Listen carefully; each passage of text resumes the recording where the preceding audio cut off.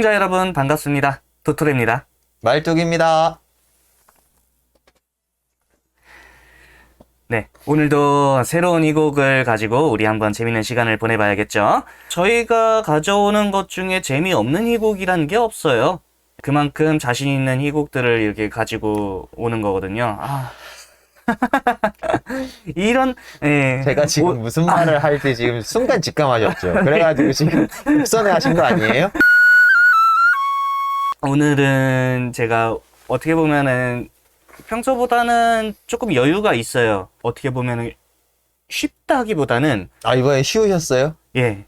이번에 일단 저한테 맞는 조건 분량이 좀 적고요. 웃긴 장면들이 많아요. 그러니까 영화들 보면 무거운 분위기의 영화에서도 가볍게 이 사람만 보면 웃음이 슬며시 나오고 이 사람 말 왜 이렇게 웃기게 해 하면서 그냥 약간 긴장감을 완화해주는 그런 캐릭터들 있잖아요. 그런 캐릭터들도 몇몇 여기에 있고, 근데 저도 보면서 헷갈리거나 그런 지점들이 있거든요. 그래서 그런 부분을 다시 이제 역사 공부를 해보면서 보다 보면 이 사람이 이거였고, 그래서 이때 이게 여기가 그 부분이었는데 이 지역을 여기가 얘네가 이렇게 해서 저렇게 해서 그렇게 해서 아니 지금 뭐 하는 거예요 지금? 나 진짜 제가 쉬웠다며요. 목적어를 이렇게 생략하는 이유가 뭐냐면은 제가 아직 이 희곡 제목을 말씀드리지 않았기 때문이에요. 그렇기 때문에 지금부터 제가 희곡 제목을 말씀드리도록 하겠습니다. 오늘 읽어볼 희곡의 제목, 로페 데 베가가 쓴 푸엔테 오베후나입니다. 일단 푸엔테 오베후나, 이 희곡 제목 자체는 스페인에 있는 한 마을의 이름이에요. 자료 화면 이렇게 나갈 거예요. 푸엔테 오베후나 있고 시오다드 레알, 그리고 밑에 세비야인데 세비야는 이 여기에서 나오진 않아요. 그리고 그라나다, 그 당시에는 그라나다 왕국이었는데, 그라나다 왕국은 어디예요? 스페인 약간 남부라고 보시면 돼요. 제일 최남단에 있는, 아프리카랑 거의 붙어있는 그쪽 지역이. 아프리카랑 어떻게 붙어 있어요? 그러니까 지중해가 있는데. 바다가 있는데 거의 여기서 한 발자국만 넘어가면, 구글 지도로 봤으니까 이렇게 조금 축약돼 있으니까 진짜. 손가락으로는 한 이 정도 나오더라고요. 이거 보세요. 이베리아 반도에 스페인이 있잖아요. 옆에 포르투갈 여기 옆으로 세워져 있고, 2차원적 시점에서, 예. 세계지리 시간인가요? 근데, 이 부분은 이렇게 역사와 같이, 이야기와 같이 이해를 하게 되면은, 이런 역사와 같이 재미없어 보이는 그런 것들도 상당히 흥미있게 느껴지는 그런 마술 같은 효과들이 있죠. 그래서 어려웠던 몇 가지 용어들이 있었는데 그 부분에 대한 설명. 어려웠던 용어. 좋아요. 뭐가 어려우셨어요, 첫 번째? 일단 첫 번째로 이거는 자, 그 전에 뭔가 우리가 이야기를 풀어나간다는 건 말입니다, 도토리님. 네. 이게 무슨 이야기고, 네. 그리고 그 무슨 이야기 속에서 내가 읽으면서 이런 생각을 했고, 그런데 그 와중에 이런 용어들이 어려워서 그래서 역사적 배경을 찾아보게 됐다. 이렇게 얘기하는 게 순서 아닙니까? 보통은 그렇게 말을 하죠. 근데 이제 저는 박사의 시점으로 보는 거니까 이제 박사의 시점으로 보기 때문에 하잘 것 없는 그런 이미 모든 사람들이 다 알만한 것은 나는 취급하지 않겠다. 여러분들 공부 안 하세요? 공부 다들 하시잖아요. 이 정도는 머릿속에 다들 있어야 되는 거 아니에요? 물론 그러면 우리는 지금 여기 이걸 보시는 분들은 푸엔테 오베후나를 다 알고 스페인에 대한 전반적인 지식을 알고 있는 사람이 본다, 지금 이 소리예요? 그럴 거라고 생각을 했었지만 또 반대의 생각도 같이 들었던 게 뭐냐면은, 막상 여러분들 푸엔테 오베후나라는 작품 들어보신 적 있으세요? 없으시죠? 그러니까 그걸 왜 멋대로 속탄을 해요? 이 사람 진짜 미친 사람이네. 적어도 유튜브나 여기에 검색어로 로페 데 베가 혹은 푸엔테 오베후나 이걸 검색하는 사람이면 그걸 아는 사람이 검색하겠지. 지금 상식이 나 진짜 미치겠네. 우와. 왜냐면 제 이런 상식의 기반은 유튜브에 있기 때문에 유튜브에 검색을 해봤을 때 푸엔테 오베후나가 나오질 않더라고요. 그래서 여러분들도 잘 모르시는구나. 그리고 무엇보다 프랑스, 영국, 독일 그 정도의 역사는 잘 알고 있는데 스페인에 대한 역사는 친숙하지 않으신 분들도 많이 있을 거예요. 해봤자 그때 당시에 무적 함대 아니면 콜럼버스 막 달걀을 막 이렇게 세우고 그거 왜 친숙하게 알고 계시지 않을 것 같아서 저도 그래서 그런 편견이 있다? 저한테 있습니다. 그런 편견이 저한테 있고요. 그래가지고 오늘 스페인 역사를 공부해 오셨다 이거예요, 지금? 적어도 이 희곡의 배경이 되는 1400년대 후반대의 이때 당시의 정세를 간략하게나마 여러분들이 알고 가시면 이게 더 재밌게 읽히실 그러니까 수 있을 내 것 역할을 같아서. 오늘 도토리님이 드디어 이 12번째 희곡 읽기 시간에 와가지고 드디어 한번 해보겠다. 그렇죠. 이야. 이게 원래 제 역할이거든요. 이거 되게 쉬워요. 아, 희곡이 이거. 쉽다. 네. 진짜? 엄청 쉬워요. 이거 우리 셰익스피어로 예를 들어볼까요? 우리 셰익스피어의 그 베니스의 상인을 처음 봤었거든요. 그거 몇 살에 봤는지 아세요? 저 그거 초등학교 1학년 때 봤어요. 만화책으로 봤겠지. 만화책이었나? 만화 셰익스피어 이런 걸로 본 거 아니야? 어쨌건 우린 다 알지 못하지만 적어도 보고서 이게 뭐야 하는 그런 생각은 안 드는 희곡이란 얘기예요. 예. 아, 왜 그랬을까요? 왜 그랬을까? 아니, 그러니까는 웃기잖아요. 여태까지 네. 물론 제가 대부분 다 제시했습니다만 음. 제가 제시한 희곡들을 읽을 때에는 굉장히 고통스러워 하셨잖아요. 예. 이해 안 되는 것도 너무 많고 얘가 무슨 소리 하는지도 모르겠고 그래서 뭐 이게 인물의 의도도 파악이 안 되고 어떤 경우는 인물이 의도가 없다고 그래. 어떤 경우에는 인물의 의도가 다 드러나 있다고 그래. 근데 그 자체도 파악이 안 되는데 얘 건 다 파악이 됐다는 거냐 지금. 오, 그죠? 지금 그러니까 왜 그럴까요? 저 지금 뭔가 함정에 빠지고 있는 듯한 느낌이 드는데. 왜냐면 이 로페 데 베가 작품도 아시는 분들은 다 아실 내용일 거예요. 그 당시에 스페인 내에서는 지금도 그리고 그 영향력은 어마어마시하고요. 우리가 이 스페인 예술들을 이제 접할 기회가 많지가 않잖아요. 진짜 어마어마하게 우리들이 그 사람들에 대한 관심이라던가 이런 것들이 있는 분들이 찾아가서 보지 않는 경우에는 스페인 영화 이런 거 들어보신 적 있어요? 스페인 드라마, 스페인 예능 이런 거 보시나? 아무도 찾아보지 않잖아요. 심지어 역사라고 한다고 해봐야 역사를 자세히 아는 경우가 아니라 그들이 만들어 놓은 정말 독특한 그들만의 어떤 문화 이런 거는 많이 알고 계실지는 모르겠어요. 뭐 플라멩코 뭐 이런 거는 다 스페인 거라는 건 다 아는데 그리고 그 유명한 음식들 이런 거 있잖아요. 정작 그들의 삶이라든가 이런 것들은 우리들은 관심도 없다. 관심이 없는 게 아니라 그만큼 뭔가 멀게 느껴지는. 왜냐면 걔네들이 저쪽 이 유라시아 대역의 서쪽 끝이 스페인이에요. 리베리아 반도란 말이에요. 반대쪽 끝에 한반도가 있어요. 그렇기 때문에 이게 거리상으로 진짜 너무 멀게 느껴지고요. 그래서 역사까지 굳이 그런데 스페인 역사가 중세부터 해서 르네상스 넘어오는 이 시기까지 스페인 역사가 유라시아 전체 역사 중에서 굉장히 중요한 지분을 차지하거든요. 특히 르네상스를 일으키고 난 이후에 근대화로 이제 가속화가 붙는 이 전초기지의 발판을 다 누가 만들었다? 그때 당시에 제일 처음 식민지 시절을 시작했던 포르투갈이랑 스페인이 만들어 놓은 발판들이란 말이에요. 그런데 그 이유가 없어. 그 이후의 역사에 대해서 왜 사람들이 궁금해하지 않느냐? 얘네들이 그 권력을 다른 영국이라던가 네덜란드, 프랑스, 뭐 이탈리아 이런 데다 뺏겼거든요. 근데 르네상스 이후로 넘어오면서부터. 그러면서 얘네들이 역사 속에서 잊혀져 가기 시작했던 거예요. 뭐 여러 가지 이유가 있지만 제일 최초의 쟤네들은 이제 역사 속에서 이제 퇴장. 이러한 사건이 어떤 사건? 정치적인 어떤 입장, 역사적 입장에서 봤을 때는 그게 뭐예요? 그게 깔레전이잖아요. 아니, 이거 몰라요? 모름. 아니, 원래 역사 공부하셨다며요. 딱 압축해서 딱 이 부분만 딱 이 범위를 쳐서. 네. 깔레전이 무적 함대가 패배한 사건이에요. 영국이랑 붙어서. 그게 깔레전이에요. 그걸 깔레전이 부르는구나. 그러니까는 정치 군사적인 측면에서 놓고 보면은 펠리페 2세 때 와가지고 이제 절대 이 해상권의 절대 제왕자라고 생각했던 스페인의 무적 함대가 사략 해적 동원하고 몇 척 안 되는 그 게릴라 전술에 말려가지고 어마어마한 대패를 했던 전투가 깔레전이란 말이에요. 여기서 사기가 팍 꺾이면서 이 다음부터는 아주 그냥 줄창 그냥 망하는 길로만 계속 가요.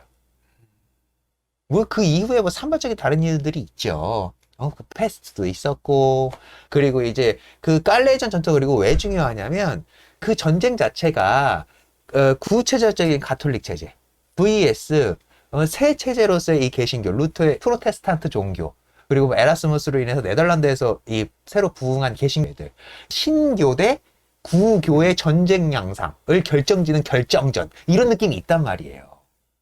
근데 거기서도 구교가 진 거야 그 전쟁에서. 그러니까 이런 역사적 함의가 있기 때문에 지금 제가 설명하고 있네. 자, 오늘 준비하였으니까 아니, 뭐 하시던 네. 설명. 네. 아무튼 뭐 그런 거라 그런 큰 역사적 틀 배경 속에서 스페인의 역사가 그 후로는 이 전 세계적인 어떤 관심사에서 멀어져 갔다.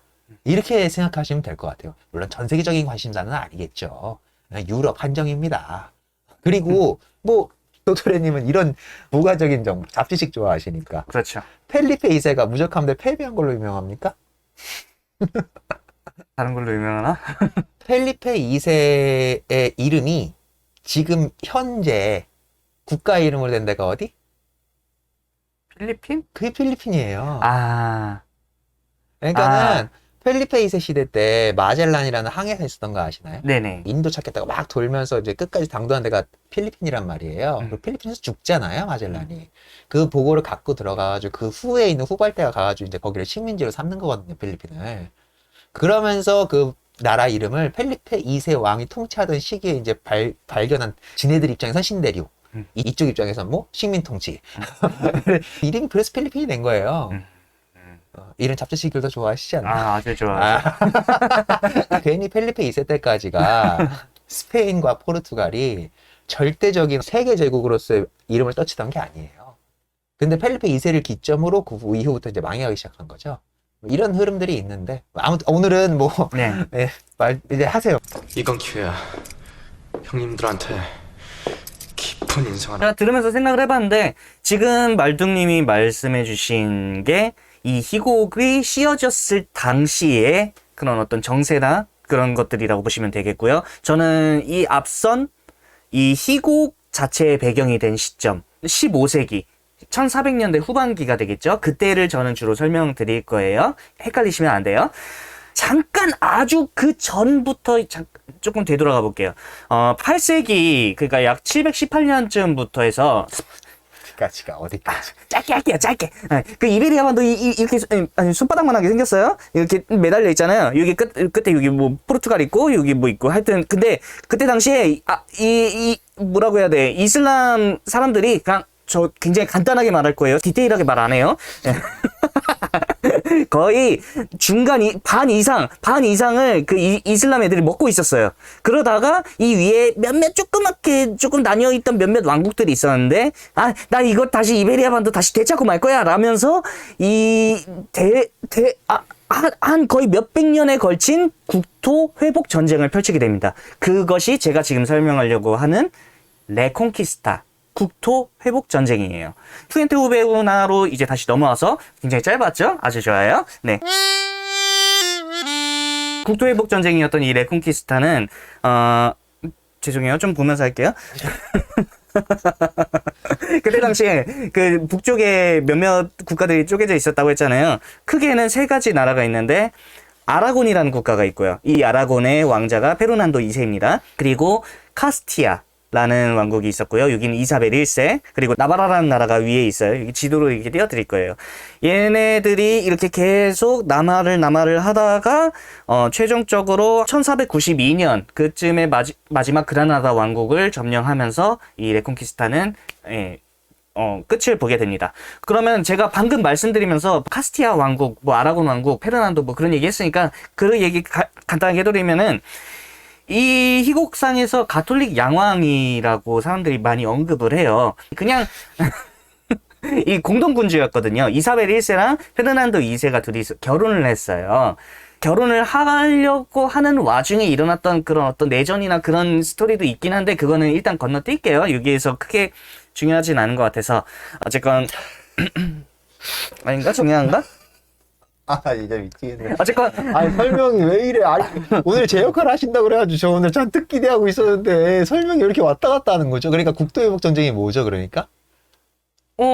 그런 무어인들이 점령하고 있는 그 왕국들을 이제 다시 되찾자 하고 쭈르르르 내려가서 다시 그러니까 왜 되찾으려고 한 거예요? 종교적인 박해가 있지 않았을까요? 얘는 이슬람이니까 얘네 달빛 이렇게 그려져 있고 하니까 너희 가톨릭 믿지 마 하고 그러면은 아닌가? 내가 왜 이유를 찾아볼 생각을 못했을까요? 항상 이유가 중요하다고 생각하면서도 말씀해 주세요. 네. 아니, 지금 나 그냥 궁금해서 물어본 거예요. 그냥 난답시 지금 국토회복, 그러니까 운동 얘기를 하시니까. 그러니까는 걔네들이 국토회복 운동 얘기를 한 이유를 얘기하는 게 아니고, 진짜 실제 역사 배경 이야기를 하는 게 아니고, 레콘키스타 얘기를 하셨잖아요. 네. 그 얘기를 왜 했냐고. 이 희곡과 연관지어서 설명하셔야지. 아, 나 진짜. 일단 이사벨 1세랑 아라곤의 뭐 페르난도 왕, 뭐 가톨릭 양왕 나오고 하다 보니까 그래서 찾다 걔네들이 등장인물로 나온다. 예, 등장인물로 나와요. 그러니까 등장인물로 나와, 걔네들이 아, 근데 얘네들 잘 모르겠단 말이에요. 대사가 별로 없어요. 아니, 근데, 그러니까는 예. 조용히 해봐요. 걔네들이 나온다는 이유로 그러면 페르난도 왕과 이사벨 여왕을 찾은 거예요. 네. 그래서 그 관련된 정보를 찾다 보니까는 국토회복 운동을 하고 있었다. 이때가 딱 그때였구나. 이때가 그때였구나라는 어떤 정보를 얻게 돼가지고 레콘키스타를 설명해 드려야겠다. 지금 이렇게 갔다는 거죠? 네. 그럼 이렇게 설명을 하셔야지 왜? 와, 되게 잘하시네요. 부럽습니다. 아니 그게 아니라. 네, 그러고요. 가톨릭 양왕, 그래서 이 레콘키스타를 성공적으로 심지어 그러면 이 희곡의 레콘키스타에 관련된 내용이 나와요?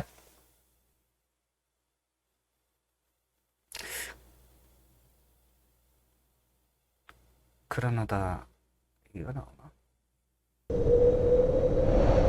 그라나다 정복을 완료함으로써 레콘키스타가 완료됐다라고 말씀하셨잖아요. 예. 그라나다 정복이 언제예요? 그게 마지막이니까 뭐 1492년 그때 아닐까요? 맞아요. 기억을 하시네. 그래 공부 열심히 하시긴 했나 보다. 이거 실제 일어나던 농민 반란이 언제예요? 보겠습니다. 1476년이에요. 그러면 얘네는 빠르네? 그쵸. 그러면 그럼 이제 국토 회복 다 완료되지 않았을 완료할 때인 때 안 거죠. 했을 때 농민 반란이 일어난 거네요? 네. 왜요? 이 여러 가지 이유가 있을 것 같은데 제가 당연히 농민 반란은 여러 가지 이유가 있겠죠? 우리가 스페인 역사 콘텐츠가 아니잖아요. 네, 어쨌건 가톨릭 양왕 마무리만 하자면 이 레콘키스타의 완성으로 인해서 그때 당시에 교황으로부터 가톨릭 공동왕이라는 칭호를 받게 되거든요. 그래서 이 둘의 공동군주를 가톨릭 양왕이라고 불렀던 거예요. 두 가지 정도 정보만 더 드릴게요. 카스티아 왕이 계승전쟁 1474년 그때 일어났던 거고, 이전의 왕이 엘리케 4세였어요.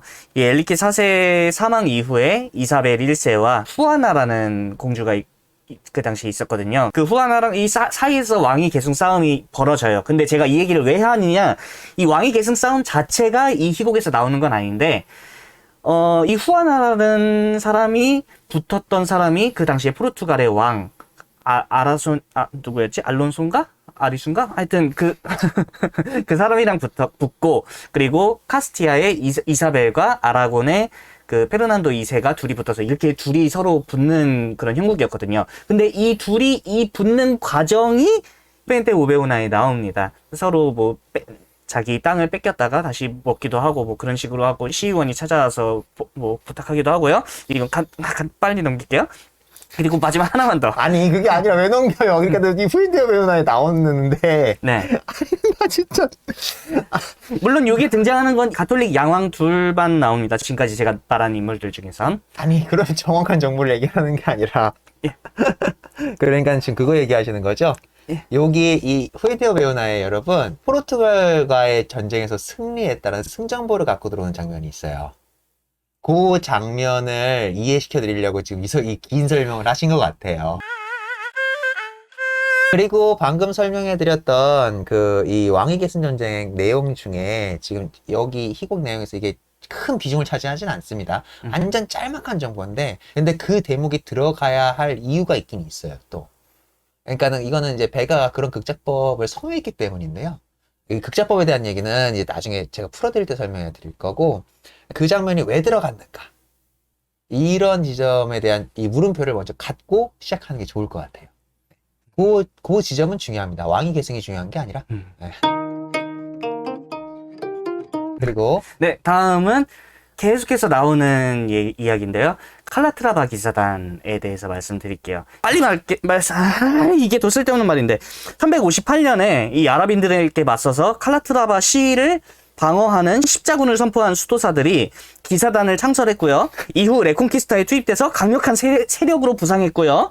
그리고 국왕과의 마찰도 일어나게 됩니다. 그래서 레콘키스타 종결 이후에 가톨릭 양왕이 1493년에 해체를 해요. 근데 이거는 희곡에서는 해체하기 이전 시점이고요.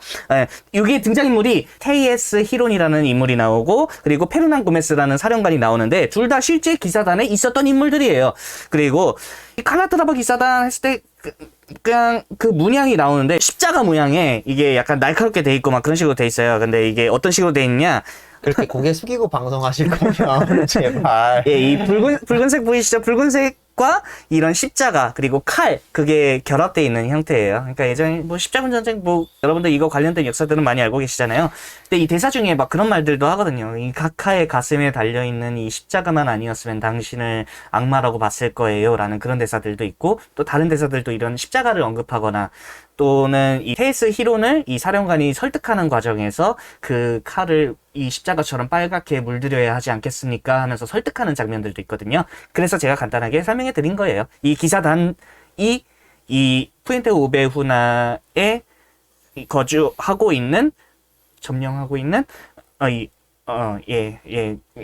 거기에서 갈등들이 많이 발생되거든요. 아니에요. 아, 나 진짜 미치겠네. 막, 이거 갑자기 나 끝까지 듣고 있으면 뭔가 중요한 연결고리가 나올 줄 알았는데, 뭐 또 거짓 정보를 선동하고 있지. 나 진짜 미치겠네. 여기 푸엔테 오베우나를 이 사령관이 점령하고 푸엔테오 베오나를 사령관이 점령한 거예요? 원래 그 자신의 뭐라고 했 거기가 거점? 고향이에요, 고향. 예, 애초에 거기에서 태어났고 그건 알고 있는데 어쨌건 이 기사단이 여기에서 자리를 잡고 있다는 거. 네. 기사단이 거기에 자리를 잡고 있다고요? 아, 본거지는 칼라트라바시죠. 이 사령관이 태어나서 그 사령관의 고향이라고요. 그 사령관의 본거지 같은 느낌? 사령관의 본거지라뇨. 아, 나 진짜 미치겠네. 아니, 왜 사령관의 본거지하고 이거. 그리고요? 하나만 더 말씀드릴게요. 아니, 뭘 자꾸 뭘 말해줘요. 네, 아, 그래, 빨리빨리 끝내요. 네. 이건 짧아요. 예, 민중반란 사건이 그때 당시에 실제로 일어났던 사건이고요. 그러니까 이 희곡에 일어나는 인물부터 해서 여러 가지 사건들이 다 실제에 기반하고 있다는 것을 저희는 알 수 있습니다. 이 푸엔테오 베우나에서 실제로 일어났던 농민 반란이에요. 1476년에 이렇게 반란을 일으켜서 잡아서 족쳤던 그런 사건이 있었습니다. 오늘 정말 의미 있는 시간이 될 줄 알았는데. 장시간 혼자 이제 열심히 공부해온 스페인 역사 얘기를 하셨으니까. 근데 자, 제가 희곡과 관련된 얘기를 해주세요, 이제. 1619년에 이 희곡이 쓰여졌거든요. 로페 데 베가가 이 작품을 쓸 때 뭔가 100년 전의 이야기를 썼다면 그때 당시와 지금 현재가 많이 달랐고 그래서 이 희곡 안에 있는 어떤 가치나 그런 것들을 사람들이 갈구하는 가치라고 여겨서 이것을 만들지 않았을까? 라는 생각이 들어서 과거에 이때 당시의 사건들도 조사를 해봤던 거였거든요. 기 확 좋아했다, 또. 화이팅! 자, 용기 있게 마무리를 지으렴. 네. 자, 용기 있게. 자, 여러분들 역사 공부 재밌게 하셨나요? 자, 이 역사적 배경을 갖고서 이 희곡을 보시면은, 다른 걸 모르고 보셔도, 재밌게 읽으실 수 있을 겁니다. 지금까지 봐왔던 희곡들도 마찬가지긴 하지만, 제가 봤을 땐 완급절절을 굉장히 잘한 것 같은 느낌이에요. 그러니까, 어느 순간 굉장히 보는 입장에서 같이 공감을 하면서 보게 된다면, 저도 화가 나면서도 보게 되다가, 또 어느 순간, 분노나 그런 것들을 다른 것으로 긴장감을 완화해주고 이렇게 완급 조절해가면서 또 과거에 있었던 거대한 사건이라거나 뭐 그런 것들을 잘 풀어낸 희곡이다? 그런 점에서 즐겁게 재밌게 읽으실 수 있다? 뭐 그렇게 될 것 같아요. 전 여기까지. 아니, 평소에 하시던 세 줄 요약도 준비 안 하셨습니까? 아, 세 줄 요약 준비했어요. 첫 번째, 푸엔테 오베후나의 주민들이 페르난 고메스 사령관의 악행에 의해서 고통받습니다.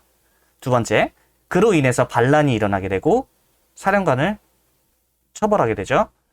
세 번째, 왕이 보낸 판사에 의해서 조사를 받지만 결국 처벌은 면하는 이야기입니다. 세 줄 요약이었습니다. 그리고 제 턴을 마무리하겠습니다. 오늘 읽어볼 희곡은 네, 후엔테오 배우나예요. 네. 로페 데 베가 들어보셨나요? 로페 데 베가? 사실 이거 사실 읽어보기 처음 전까지- 들어보셨죠? 네. 네, 제가 읽자고 해서 처음 들어보셨어요. 관심이나 있었겠습니까? 스페인 극 작가. 근데 이게 그런 생각을 저는 조금 해요. 물론 뭐 아시는 분들은 다 아실 겁니다. 제가 장난치러 하려고 그러는 게 절대로 아니고, 제가 여기서 말하는 건 연극에 관심이 있는 어느 정도 관심이 있으신 분들을 말고 연극 분야뿐만이 아니라 다른 드라마 예술을 이제 우리가 접한다고 하더라도 우리는 주로 미국 아니면 일본, 관심이 그나마 조금 있는 사람이 이제 유럽권까지 좀 가시는 거고, 그러니까 이제 영국이라던가 프랑스 영화, 독일 영화 정도까지 가시는 거고, 그 이외에 있는 지역의 영화에 대해서 이제 접할 기회조차 많이 없잖아요, 우리들은. 거기서 어마어마하게 대성공을 이뤄내가지고 어디 가서 뭐 상이라도 타야, 그래야 우리가 좀 보게 되는 이러한 흐름이지. 그러니까는 이건 비단 연극만의 문제는 아닐 거예요. 그러다 보니까 자연스럽게 이 문화예술 관련된 공부를 하시는 분들도 제3세계의 예술 관련돼 가지고는 이 정보를 찾아보기가 그래서 정말 너무 힘듭니다. 정보를 찾기도 힘들고 관심을 갖기도 힘들어요. 그러다 보니까는 너 로페 데 베가라고 아냐? 모르는데 이런 현상이 그냥 일어나는 거예요. 그러니까는 제가 이제 딱 생각을 한 거죠. 아, 이게 우리가 타 이제 그 희곡 읽기 콘텐츠와는 이제 좀 다른 우리만의 강점을 놓고 보자고 한다면, 조금 어렵고 조금 이제 관심이 없는 분야라고 할지라도 우리는 적극적으로 그런 것까지 다 파서 이제 우리들이 한번 이해하고 읽어보자. 누군가가 다 발굴해 놓으셨던 거지만 다시 한번 이렇게 좀 이렇게 그거를 우리가 끌어들임으로써 저 이제 더 폭넓게 이 사고의 폭을 넓혀보자. 이러한 취지에서 우리 도토리님이 우리 도토리님은 뭐 전공 영역도 지금 뭔지 잘 모르겠는데, 아무튼 근데 익숙하게 알던 이 고전조차도 잘 모르시고 있었기 때문에, 근데 그 익숙하게 알던 고전도 모르시는데 심지어 스페인 극이야, 스페인 고전이야, 이러니 이게 뭐, 그러니까 역사 공부를 열심히 하신 거예요. 역사 공부를 열심히 했는데 웬걸 그 역사가 재밌어. 이거 재밌어요. 그 역사가 굉장히 재밌었던 거예요. 그래가지고 그 역사 공부를 열심히 하셨던 거예요.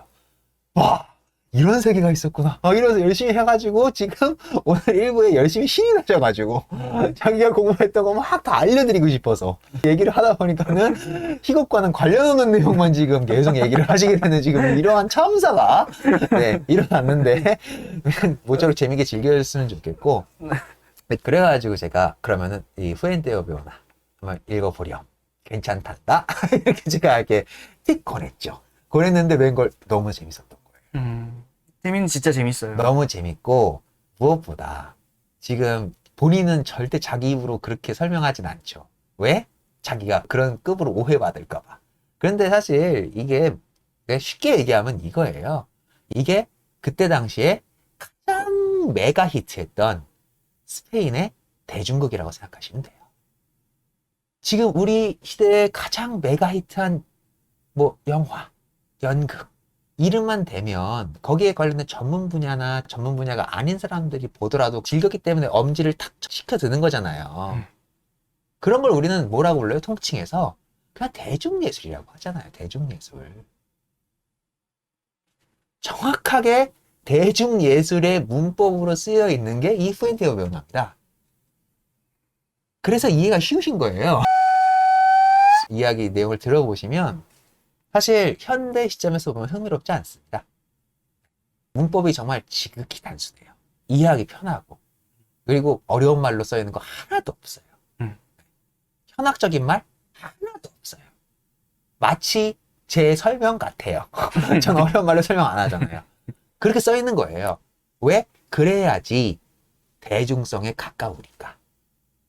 로페 데 베가는 그래서 그렇게 얘기하거든요. 그러니까 로페 데 베가도 약간 그때 당시의 입장에서 놓고 보면은 이 사람은 대중을 위한 예술을 하고 싶어 했던 사람이지만 대중들이 우매하다는 거에는 동의를 했던 사람이에요. 대중의 언어로 대중들의 기호에 맞는 그걸 써놨으니 당연히 그때 당시에 있던 비평가들이나 시착층이나 혹은 특권 계층, 지배 계층들은 얘 그걸 좋아했겠어요? 당연히 안 좋아했겠죠. 왜 안 좋아했겠어요? 칠 떨어진다고. 그런데 거기에 대해서 로페 데 베가가 뭐라고 얘기하는지 알아요? 대중극은 대중들이 지불하는 돈을 받고 성장한다. 그러니까 대중극은 그들을 즐겁게 해주는 것에만 오로지 모든 초점을 맞춰야 한다. 대중들이 우매하기 때문에 어려운 말로 극을 쓰면 그들에게 즐거움을 줄 수가 없다. 이렇게 설명하거든요, 로페 데 베가는. 이게 지 극작설이라고 쓴 신극작설에 써있는 내용입니다. 제가 지금 지어내서 얘기하는 게 아니에요. 실제로 썼어요. 네, 실제로 썼어요. 그래서 이해하기 쉬웠던 거예요. 근데 우매한 입장에서 생각해 보면은 이거 참 고마운 말이에요. 아니야 너희들도 고생할 수 있어 뭐. 장난입니다. 네, 아무튼 스페인 극이고 이름도 너무 낯설어. 그러니까 뭔가 어렵지 않을까? 그리고 심지어 고전이야. 이런 거부감을 좀 벗어 던지시고 그냥 한번 읽어보세요. 그러면 그냥 드는 순간 그냥 훅훅훅훅 넘어간다. 맞아요. 더 신기한 거는 어떤 느낌이 드느냐? 셰익스피어의 느낌이 나실 겁니다. 이것도 이제 제가 이제 3부에서 드릴 수 있으면 풀어드릴 건데 그런 느낌이 좀 나요. 심지어 로페 데 베가가 평생 동안 쓴 작품이 1500편이 넘는데요. 본인이 입으로 한 말이에요. 그러니까는 믿을 수는 없어요. 왜냐면 그때 당시에 워낙 대중적인 성공을 이뤄냈던 작가였기 때문에 로페 데 베가가 쓴 작품이래. 이런 식으로 해서 이 사람 이름을 달아가지고 출판하고 막 이런 경우도 워낙 많았고. 그래서 로페 데 베가가 그걸 그렇게 또 혐오했대요. 내가 쓴 것도 아닌데 쟤네들 돈 벌어 먹으려고 내 명성에 기대가지고 저런 짓거리를 한다고 이런 비판도 했던 이 비판 쪽으로 얘기하는 그 비판 쪽으로 얘기하는 게 이 희곡에도 들어와 있습니다. 그런 것도 있고 로페 데 베가를 열렬히 추종했던 이 학자가 또 한 명이 있거든요. 그 사람이 이 모은 필사본에 따르면 1800편이 넘는데요.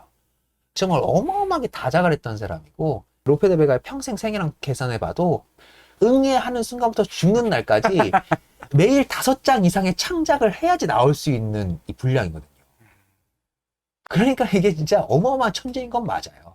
머리에 떠오르는 걸 글로 쓰는 그냥 그게 작품 되는 사람이었던 거예요. 그래서 세르반테스가 얘를 얼마나 질투했는지 아십니까? 세르반테스 아시죠? 돈키호테. 네, 공부 좀 하셨는데 드디어 네, 근현대 예술의 시초라고 불리는 어마어마한 산문 소설을 써냈던 세르반테스도 로페 데 베가를 질투했다니까요.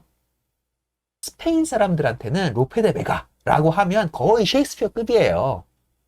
그리고 그의 일상생활은 아주 난잡한 사람입니다. 그렇죠? 생애 얘기할 때 얘기할 수 있으면 하고. 그래서 이 작품에 대한 어떤 키워드랄까? 라고 하면은 제가 방금 말씀드렸던 내용들 더해서 좀 이제 그래도 이 말뚝이는 그래도 이 연극과 관련된 어떤 조금의 어떤 전문적 지식 같은 걸 좀 그래도 이게 좀 드리려고 노력하지 않습니까? 이 사람이 신극작술이라고 얘기했던 이 부분이 굉장히 중요하거든요. 요게 이제 그 전체적인 전 유럽사에 영향을 미친 것 정도까지는 아니지만 스페인의 어떤 극예술을 발전시키는 데는 크게 이바지한 어떤 그런 지점들이 있어요. 그리고 제가 몰리에르 설명할 때도 말씀드렸지만 정확히 얘기하면 몰리에르가 있었던 시기와 이 로페 데 베가가 있던 시기가 16세기로 겹치긴 겹쳐요. 그런데 이제 로페 데 베가는 17세기 전반기죠. 17세기 전반기고 몰리에르가 17세기 후반기 이렇게 가거든요. 그리고 17세기 중반기에 있었던 사람들이 이제 뭐 프랑스에 있었던 절대왕정 추구해서 갔던 그 예술 가군들이 있는 거고 이 스페인에서는 이제 이 로페 데 베가와 칼데론 정도가 있었던 거예요. 티르소 데 몰리나 뭐 이 정도까지가 있는데 요 두 나라에 있었던 예술 양식이 너무나 다르게 흘러갑니다. 완전히 다르게 흘러가요. 그래가지고 이러한 지점에서도 좀 보면 재밌는 지점들이 있어요. 아까 가톨릭 양화 설명하셨으니까 가톨릭 양왕 이후에 스페인이 밟아갔던 자취는 과거로의 회귀였어요. 펠리페 2세 이제 말기가 로페 데 베가 초기하고 겹치거든요. 요때까지가 스페인이 이제 전 세계적인 최강 파워로 이제 이름을 떨칠 때였고 그 이후부터 몰락해서 그냥 막 와장창창 망가지기 시작하거든요. 엄밀히 얘기하면 몰리에르가 극작을 했던 그 당시의 프랑스는 어마어마한 절대왕건의 기치를 통해 가지고 나라가 이제 부강해지는 형국인데 로페 데 베가가 써냈던 17세기 스페인은 몰락해가는 스페인이에요. 그러니까는 정세로 놓고 보면 반대야. 그런데 역설적으로 프랑스에서 위대한 문인들이라고 우리가 꼽았던 그 문인들은 나라가 부강해질 때 나왔는데 스페인은 역으로 나라가 몰락할 때 나왔어요. 이러한 지점에서 이 극 속에서 드러나는 메시지라던가 이런 게 좀 다르거든요. 이런 지점을 우리가 찾아보는 거. 그리고 마지막으로 그 얘기할 것이 이 바로크라는 거예요. 이 바로크라는 것까지 얘기를 해야 이제 제가 여기서 말하는 바로크는 18세기에 이제 다시 일어났던 바로크 얘기를 하는 것이 아니고 이 17세기 스페인에서 있었던 이 바로크 문학. 그러니까 좀 문학에만 한정 지을게요. 바로크 문학에 대해서 좀 설명을 하는 게 어떨까라는 생각을 좀 합니다. 네, 그러면 2편에서 다시 한번 이야기를 풀어서 다시 즐겨보는 걸로 하도록 하겠습니다.